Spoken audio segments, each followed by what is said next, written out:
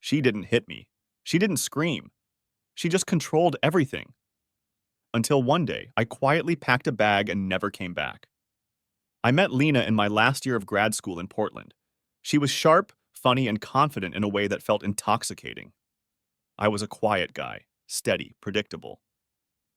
I liked my coffee black, my shirts ironed, and my evenings quiet. She was the opposite of everything I thought I wanted, which is probably why I fell so fast. We moved in together less than a year later. At first, she made life feel exciting. She rearranged my apartment, cooked loud dinners with wine and music, and introduced me to her artsy, wild group of friends. I went along with it because I thought, this is what it means to grow, to stretch. But the stretching never stopped. It turned into bending, then into shrinking.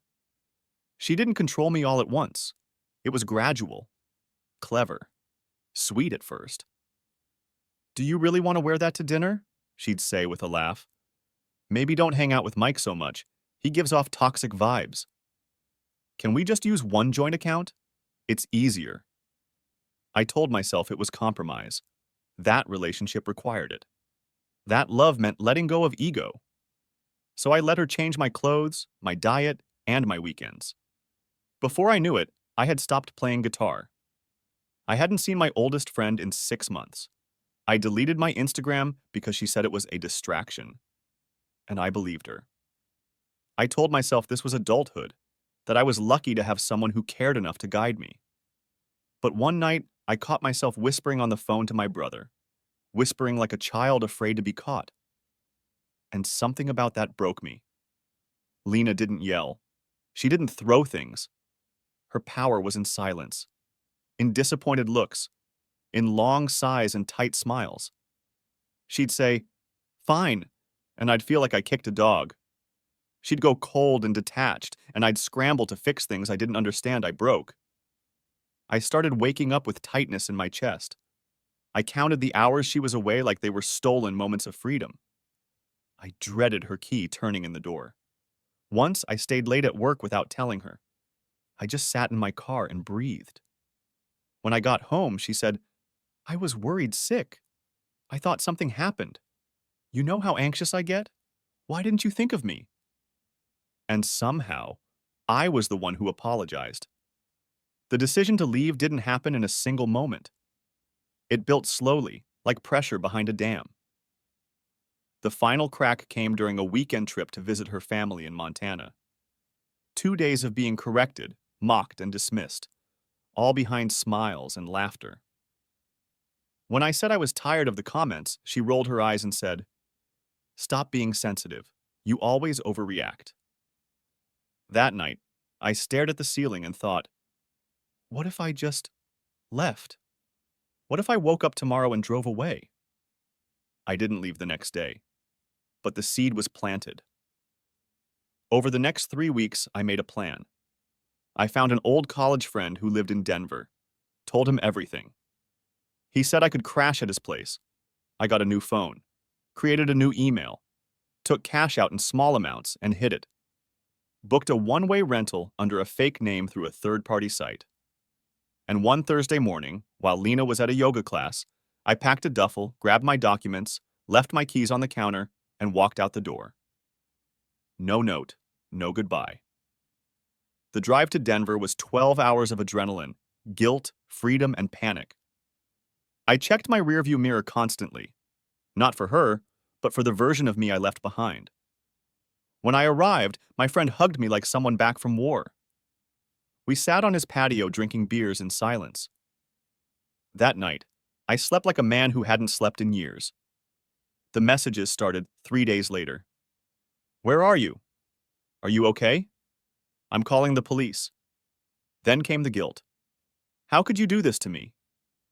I gave you everything. I knew you were weak." I didn't respond.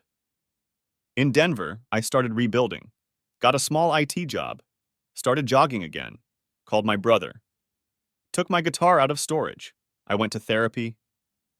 My therapist called it covert narcissistic control. Said emotional abuse doesn't always look like screaming. Sometimes it looks like control disguised as care. I cried in that office more than I'd cried in my whole life.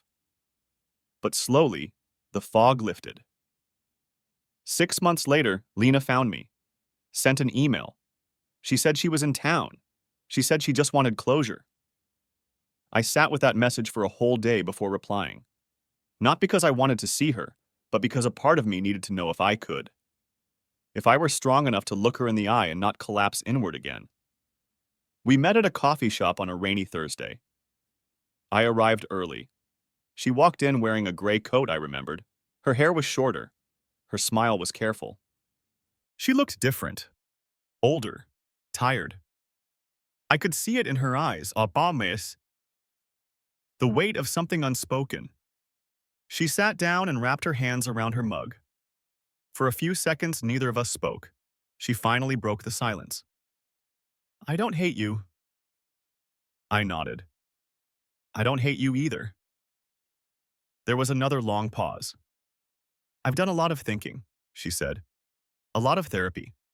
I know now how much I micromanaged, controlled things. I thought I was helping. I know, I said.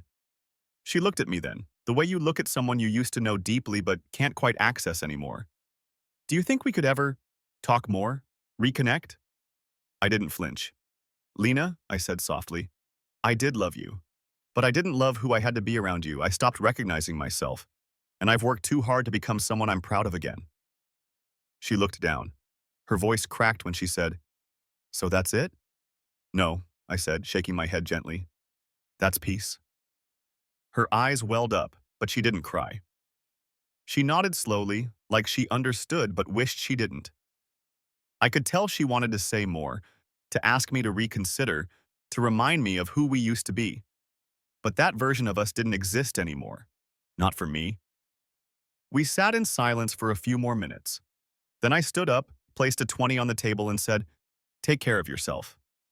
She nodded again, and this time, when I walked away, I didn't look back. Not once. Today, I live in a one-bedroom apartment with no one telling me how to fold my shirts or who I'm allowed to talk to. I wake up early, I stretch, I play guitar, I text my friends stupid memes. Sometimes I feel lonely, but I've learned there's a difference between being alone and being erased. This isn't a story about revenge. It's a story about remembering who I was and giving that version of me a second chance. And sometimes the best closure is disappearing without the need to explain.